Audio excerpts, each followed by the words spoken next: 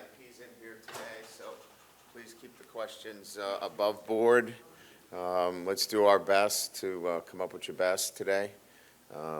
You're under scrutiny with my family members here today. So I've made many remarks about this is the best media group in the country, so come through today. There's some pressure on you, okay? I know how that's going to go with you, Cobble, so it'll be rough. Yeah, no doubt. All right, well, we'll start off with just a recap of Saturday's game against Vanderbilt. Certainly was happy for our players and their resolve, their ability to bounce back, whatever you want to say, relative to their mindset, I think, is what I was most proud of, and how they thought about the week, the game, and they played very well. Garrett Nussmeier played his best game of the year. We were balanced on offense. We had one negative play, whereas the week before we had 14 negative plays. We were much more efficient on first down, which led to very favorable second down situations for us. So it played itself out well from an offensive standpoint with balance and running the football. Josh Williams was, outstanding in that game, catching the football out of the backfield, blocking, running the football with a great demeanor. Will Campbell was outstanding, played his best game individually on the offensive line. And we got other really good performances. I thought DJ Chester probably played his best game of the year. So all in all, from that perspective on the offense, and then defensively, we had one misfit on a run play where they were able to get an explosive play, and then we had a chance to make a play on a pass down the field where we were in cover two. We just didn't make the play. So a couple of explosive plays, but really did a nice job controlling the flow of the game, limiting Pavia's production. And again, I think going against a team that's well coached and had a really good win against Alabama, we're pleased with the outcome. So looking back at it, Caden Durham leads all freshmen in the SEC with rushing. We've got 3 players with over 50 receptions. Nuss is second in the SEC in passing touchdowns, total offense, and touchdowns. And, I know it's not sometimes you look at some of the sexier stats, but Damian Ramos set a school record for consecutive PATs, now at 121. And that should not get overlooked. So a much-needed win, but a win that our players really took full accountability during the week, led, and when you have a team that leads from the inside out, you see that performance on the field. So we'll continue to work on that this week. And look to duplicate that against an Oklahoma team coming off a great win against Alabama. This is their first game in Tiger Stadium, and a team that presents a number of different challenges. They ran the ball extremely well this past weekend. Jackson Arnold, I think, is an outstanding quarterback. He can throw it, but rushed for 107 yards and 2 touchdowns. Rushed for 131 yards on 25 carries. So, I think everybody here knows our history with the quarterbacks that run the football. That will be a challenge for us. They have an offensive line that is coming together, and a defense that, as you know, Coach Venables is the longtime defensive coordinator at Clemson before he became the head coach at Oklahoma. And just does a great job. I've got a chance to go against them several times at Clemson, and they mix things up. They make things complicated. They give you a multitude of different looks. It's a good front. Danny Stutzman is an All-American linebacker. So this would be a great way to finish off the regular season with a team that's coming in off of a great win. Both teams looking to finish the season strong. So with that, we'll open up to questions. Coach, right here, you mentioned after the game on Saturday that you saw a lot of maturity from the younger players. Can you talk a little bit about that? And just what does it mean to have a guy like Josh Williams and Will Campbell and these guys who've really kind of set the tone and how important that is going forward for this program? Yeah, look, as I said, right, when players decide that they're going to lead from the inside out, it's also about, those actions become mirror actions for the younger players. They see how that's done. So when you get a Trades Green or you get a Caden Durham, and they see how that's done, that modeling takes effect, and you could see that, through the week. There are times where you wish that happened earlier, right, where those guys got up and were vocal. But I think they were growing and learning as well in terms of how to be leaders. But clearly, when you have veterans like that step up, it affects the younger players because they see how it's done, and they want it to be recognized as well. So their efforts were recognized by the way that they practiced this past week. Hey, Coach, what defensive challenges does Oklahoma present, especially after this last game, how they shut down Alabama? Yeah, so, they have a new offensive coordinator. As you know, they made a change in the offensive coordinator position earlier in the year, and it really changed the dynamics of the offense. The offense is now, it was averaging close to 85, 90 plays a game. I think they've had 62 plays their last two games. So it is a ball control offense. Jackson Arnold is an outstanding quarterback. He can throw it extremely well. But this is now much more about controlling the football, running the football, playing with physicality. They've got perimeter skill. But I think it's centered around much more of a run-centric quarterback run and take care of the football. They had turned it over quite a bit. I think they might have been near the bottom of the country in terms of fumbles. And so I think they wanted to clean that up. And so you're seeing a much more controlled offensive structure now than you did earlier in the year. Hey, Coach. We saw Harold Perkins at the game on Saturday. Yeah. Just curious if there's an update on kind of his recovery and if maybe there's been any conversations about what his future could look like.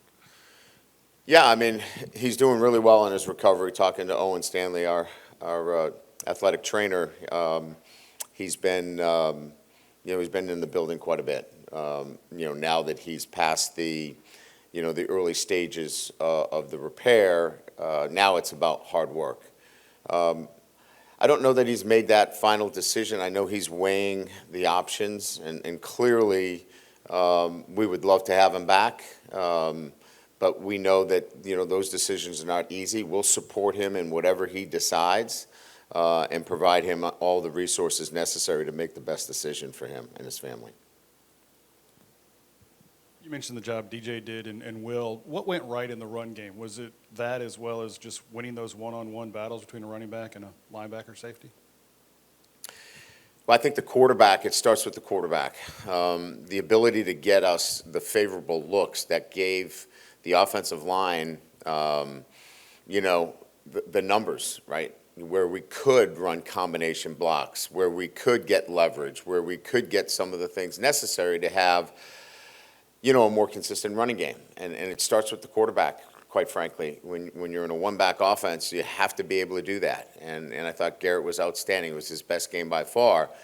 And look, you call a run play, the numbers aren't right, the ball goes out to an Aaron Anderson. He's going to make 2 or 3 people miss. That's really a run call. But the numbers weren't right, we're out on the perimeter. When they were right, we were able to run the football up into favorable numbers. And now those guys can effectively do the things that they're coached to do. Pull, gap, combination block, leverage. And we saw that on display in its best form against Vanderbilt. Hey, Coach, after the game, you said you only used a handful of coverages on defense, and you ran the same pass play a couple of times. What was the thinking early in the week about simplifying things maybe? I think it went with the whole theme of what the week was about, and that was players taking ownership and coaches putting our players in the best position to succeed. So we didn't have execution mistakes. And as I think we all know, sometimes in my career, I've always looked at if there's a lot of mistakes, there might be too much information. You might be doing a little bit too much. So we simplified some things, felt like we put our players in a really good position to succeed. And sometimes what goes hand in hand with that is simplifying some things. Now, obviously, you can't talk about recruits by name, but y'all have taken a quarterback in each of the last 2 classes. Now that you don't have one committed, just kind of what's your plan at that position over the next few cycles, maybe to build on that spot? Yeah, I think we'll always look at taking a quarterback each year, and we'll most likely take a quarterback again this year. We look at the calendar year a little bit differently than just, December. We have a February signing period. We have a transfer portal. So we'll continue to look at that and see how that best fits our roster. But I can tell you this, that the overall roster is much more important than one particular position. As much as we want to take a quarterback at this position, I think what's more important is the overall health of the roster. And so if it ends up being that we do take a quarterback, that's great. But I think our eye is on the strength of the entire roster. Brian, you're right. At the linebacker this week, it looked like there was some change. Greg Penn played his fewest snaps. Devon Keys played a bunch. You mentioned West Weeks playing. Was that matchup, or was there an injury, or what happened there? No, I think we just wanted to take some of the snaps off of Greg. West is somebody that had been banged up, Matt, most of the year. He had not been 100%, and we wanted to get him in this week, and in particular against a team that is a downhill, running football team. It just matched who he was. So nothing that Greg did. He's had an incredible, season for us. Devon Keys is played the last 2 games at the Sam linebacker position. We've chosen not to go with the star because of the nature of the teams that we're playing, and that could be the case again this weekend. Ryan, following up on Wilson's question, there was some comments from the announcers during the game that you said maybe the recruiting realities in the wake of the decommitment might allow you to free up some money and be more aggressive in the portal. I know you've talked about you want to build a program through high school, but is this year where maybe you try to take the situation and work it to your advantage? We'll be very aggressive. I think everybody that's followed us knows that we weren't very aggressive in the transfer portal. We put together a defensive line using minimal resources. We've really put ourselves in a position, and I'll use this term loosely, to stay well under the cap, so we could be quite aggressive this year, and we will be very aggressive in that area, as well as bringing in 16 mid-years. We're going to have 16 mid-years. We think that the program, in terms of the culture and the standards, are such that we can do that now, where we can bring in 16 freshmen and maybe one of, if not the largest, transfer portal classes as well. Back to that 4-3 front. You talked about running that 4-3 front against power run teams. Just is the comfortability that you guys are experiencing with it now, having seen it twice, used it twice, is that something that you feel like very comfortable going into this last game, given another running quarterback coming at you? Yeah. So, and you probably saw this on display when Devon's walked out over the number 2 or displaced in any fashion. His fit is back in the box. His fit is back into that B gap, and that's a hard fit when you're in space and then you've got to go back in and fit. It's really a linebacker fit back into the box. And, when you play with a nickel and he's got to go back in there, or you play with a star and he's got to go back in there, that puts some pressure on your defensive structure. Now, the opposite of that is let's try to take advantage of that linebacker in space. Let's try to take advantage of him in the passing game. And we think Devon is very, very good in space, in awareness. He is a very good spot dropper. He's not a guy that's going to play man-to-man on the number 2 receiver, but he's really good in space. So we just felt like this was the best matchup to give us that kind of gap integrity of bringing him back in on run fits. Coach, you just mentioned how it was important to kind of stay under the, I'm using air quotes here, the cap last year with the transfer portal, but be more aggressive this upcoming offseason. Why was that decision made to ramp up to this upcoming offseason when it came to that stuff? Yeah, all of them are strategic decisions that you make from year to year, and it just didn't present for us in the manner that we felt like we were going to reach last year on some things, and just didn't, I think at the time when we were looking at players that made sense for us, they duplicated a lot of things. We don't have that duplication in the program anymore. So that's why in certain areas we will be very aggressive.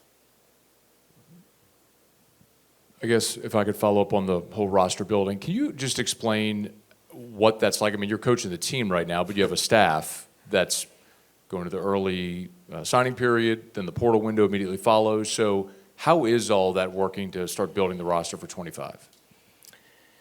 Well, it's Austin Thomas, myself, Frank Wilson in particular. The three of us are working on that on a day-to-day basis. We're having meetings with players, so it starts with retention first of players that have to make decisions relative to whether they're going to move on to the NFL or they're going to stay here.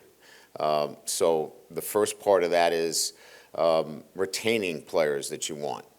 The second part of that is the ongoing recruiting process and bringing players into your program through the recruiting process. The third level is the transfer portal and identifying particular positions that you believe that you need to go out and get a mature player that has played snaps at that position at a level that can impact your roster right away. And then the fourth is, who are the guys that are going to stay on this team? And you're evaluating those players that have stayed above the cut. So there's a lot going on as we continue to work on our football team to get W's and to have positive outcomes. So there's a lot going on right now in college football, and it's caused a lot of gray hairs. It's caused some guys to say, I think I'd rather be doing something else. I'm excited about it. I'm excited about what the roster can look like. I'm excited about what kind of football team we can put on the field. And it's going to be a fun couple of months. You sort of hinted at it there to kind of stay on the topic. With rev share, first of all, do you think NIL here has kind of improved over the last year to the point where you kind of need it to be? And how does that change in any way next year with rev share potentially coming online if the House settlement passes? Well, I mean, I think we can say it's a fait accompli that rev share is here, right? I think the long form from the courts is pretty clear in terms of what that's going to look like. I think everybody has got an idea of what those numbers are going to be. That will kick in, sometime in the summer. It's what you do prior to it kicking in. And that's really where everybody is keeping their cards close. And because that is the accelerator, right? You want to accelerate and be able to retain. You want to be able to go out into the transfer portal, and you want to be able to do that before revenue sharing. So you can begin to, if you will, balance off what your roster looks like in terms of the numbers when everybody comes into one locker. And if you just waited to revenue share, it's going to be a different look for different players. You can balance things off if you're aggressive here in the next few months, and that's what we plan to be. And Coach, over here, so I know Paul Mubinga had to step in Yeah. for Garrett, and how he's progressed, stepping in a tough spot. And you talk about the play of DJ Chester as well in the interior. How much has Paul and DJ, how they've evolved as gotten more and more playing time as the season's going on? Yeah, so there were markers there that we were really, kind of excited about. Throughout the entire season, we're in a weight training program, and, we do, obviously, monthly, we're testing our players, and DJ, his numbers have continuously gone up through the season, his strength numbers. We felt like that was something that needed to happen, the strength numbers. And he's at a point now at the end of the season that he's gotten to what we feel like is the standard of what he needs to be minimally at that position. Now, the growth will have to happen in the offseason for him, but he's gotten stronger during the year. And that's now allowed him to handle a lot more of the one-on-ones. And he was able to do that this past weekend very well. Paul moves very well. It was changing his body type. It was getting him leaner. It was getting him physically stronger as well. But he's very smart, and he has the ability to move his feet, get up onto the second level, and do some things, quite well. And so we'll see how this all plays out in the offseason. But you've got a couple of guys there that are sending at those positions. Right back down here, Coach. The term CEO, head coach, has been used for guys like you and others across college football. How have you seen just this new influx of so many different things maybe change your role of being more hands-on? We obviously heard in the play calling aspect, but also off the field as well. Where do you feel like you've adapted in that? Well, I get worried when I hear CEO because then I think of an office and sitting in an office and having conference calls and meetings.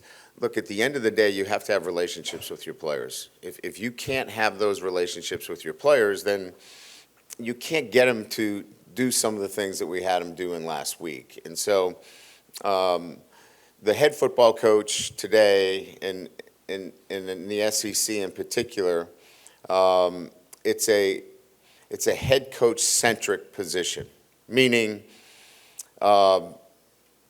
contracts go through him, roster decisions go through him, decisions in terms of how you want to play offense, defense, and special teams, personnel, standards within your program, culture. There's a lot going on there. But what you can't miss is you can't be in those meetings all day and sit in your office and miss the relationships with your players. If you do that, then you are a distant CEO, and you're probably not in this business very long. Just want your thoughts on the senior class you're going to honor this week. In particular, Josh Williams, who's earned 2 degrees, got like a 3.7 GPA, good player on the field. The example he set. Could possibly be somebody in journalism, right? Could possibly sit with this esteemed group, right? No, I mean, I appreciate you bringing that up. I mean, we've got 21 that we're going to honor prior to the game. Zy Alexander has been a great addition, right, coming in from Southeast Louisiana.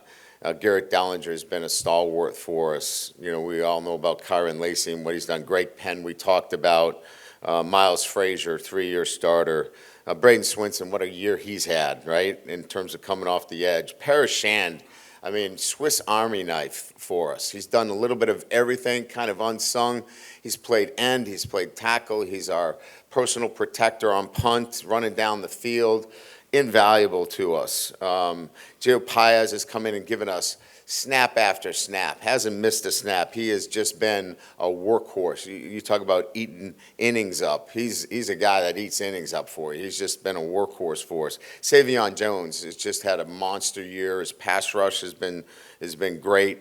So just and there's others here, but just those guys have meant so much and have just dedicated so much of their time to the program. I mean, I know, we had that 3-game losing streak, but, I reminded these guys, they've still won 11 of their last 15 games, and they've had an incredible night schedule where they've won 15 out of 16 games.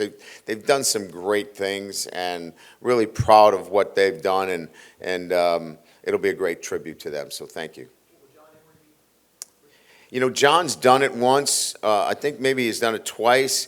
He might come out for the trifecta. We'll see. But he's been around, and he's working on his master's degree right now, and it's great to see that. Yep. With a guy like C.J. Daniels, how much has he been working through this year, and what effect has he had on your offense? Man, first of all, he's a great leader, and he's been a glue guy for us in terms of consistency every single day, playing through a more significant injury than maybe people realize. He's had a pre-existing condition, a heel injury that is almost a dislocation that I don't know how he does it.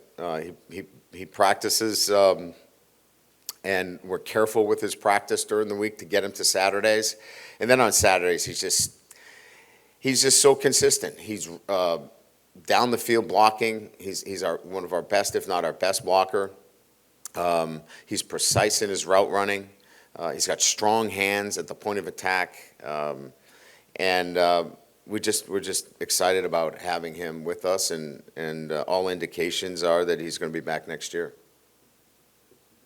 What are your Thanksgiving Day dinner must-haves? Must-haves. Well, I love the white meat turkey with the gravy. Mashed potatoes are a must. And then I'm a traditionalist, I think, in those things. And then because of those turkey enzymes, I get a little bit sleepy. I need a couch. And I don't necessarily watch the football games, but they can be on as a backdrop. So maybe a good nap this Thursday afternoon. Thank you. Appreciate it. And you did great. My family will be pleased. Say they're going to clap for you, too. Best questions all year.